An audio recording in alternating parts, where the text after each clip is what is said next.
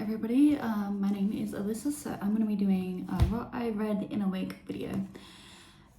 5 books. Okay, I know, I have a lot of time on my hands. We have the Nevermore series, which is 4 books, and we have Freida McFadden, her newest release, which was amazing. I rated it 4 stars, and her plot twists are always just like jaw-dropping. Like, The Boyfriend was probably one of my most favorite books of hers. There is a few of hers that I'm a bit iffy about, like, that I don't like, but we're gonna be starting with The Divorce. Also, this is my first YouTube video, so like and subscribe.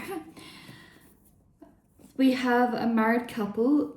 So, main characters, Naomi, Jeremy, those are the ones who at the start are married.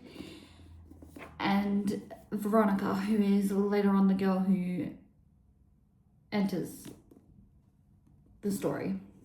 And then there's Teddy, who is their child. So, the couple are happily married, and Naomi thinks they're happily married, and then all of a sudden the husband, Jeremy, kicks her out, says the house is getting renovated and whatnot. And then later on he says, I want a divorce, I'm kicking you out. Not precisely that way, but he says that. He says, I'm kicking you out, I want a divorce. And then truth and lies start to unravel, and it all gets messy. They get divorce lawyers. Naomi's trying to get custody of their kid, and it gets messy. He manipulates and gaslights her, and then this 28-year-old young woman enters the picture. Her name is Veronica, as I've already mentioned. She's 28. She's 12 years younger than Jeremy, and they fall in love. They do fall in love. Because by the end of the book, he says, she's a keeper. But anyways, Naomi thinks she's the bad person trying to purposely split up their marriage. She thinks she's behind the court cases and stuff, and it all gets very messy. And the plot twist, I was like, she did it again. I highly recommend, if you haven't read Freida McFadden yet, I highly recommend reading her. She's just amazing. I feel like every book of Freida McFadden's, you know what's coming, but then all of a sudden when you get to the end, you're like, I did not see that coming.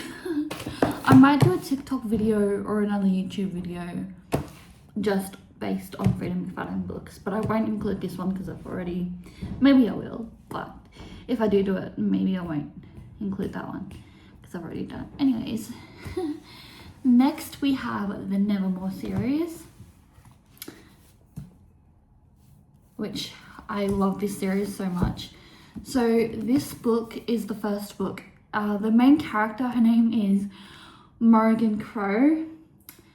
She finds out during this first book that she's a Wondersmith, and the only other Wondersmith out there is Ezra Squall. I think that's how you pronounce it, but I know that's his name. I don't know how to pronounce it, but that's his name. It's Ezra Squall. Squall? Anyways, he's the most evilest Wondersmith out there, and she believes she can be good. She is good, but she has to complete 4 deadly trials. So she's sentenced to die. She's supposed to die. She's not really sentenced to die, but she's like supposed to die at midnight until she's whisked away to another city, which is called Nevermore, where she has to complete 4 deadly trials that she has to pass and then find out what her knack is. But she needs like Jupiter's or Ezra's help with that. But in book 2, she goes to school and her unit is being blackmailed, and she thinks if everyone finds out that Morrigan Crow is a Wondersmith, everyone in her unit gets expelled.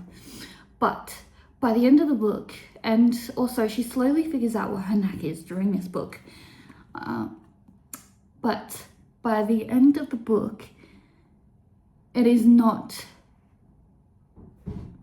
Morrigan's secret that they're trying to protect. It's someone else in a unit that they're trying to blackmail.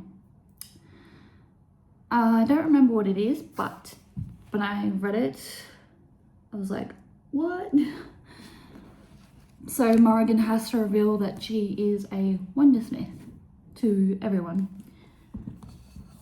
in Nevermore City. Hollowpox, book 3, is about Hollowpox is about a virus. It's called Hollowpox, is what I'm trying to say, and it affects all Womnos, which they're all talking Womnos, which it spreads throughout the entire city, and they have to try and basically save the city. And in the final book,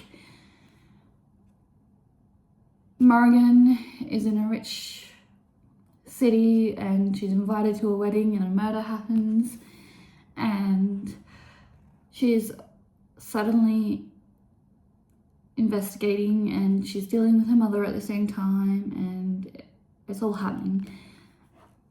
And I read this on a Sunday, so I had about this much read on a Sunday. This is about a 600-page book. I had that much read on a Sunday, and then I finished the rest of it on a Monday. So yeah, so I will rate these books. The first one I rated 5 stars. Nevermore I rated 5 stars. Book 2 I rated 4 stars. Book 3 I rated 3.5 stars. And book 4 I rated 4 stars. All amazing. I love like magical books like that. It's really, really good. I highly recommend reading the Nevermore series if you're into stuff like that, but also highly recommend Frida McFadden. She's one of my favorite filler authors. You know what got me into Frida McFadden is Verity. I was like, oh, that was like so good.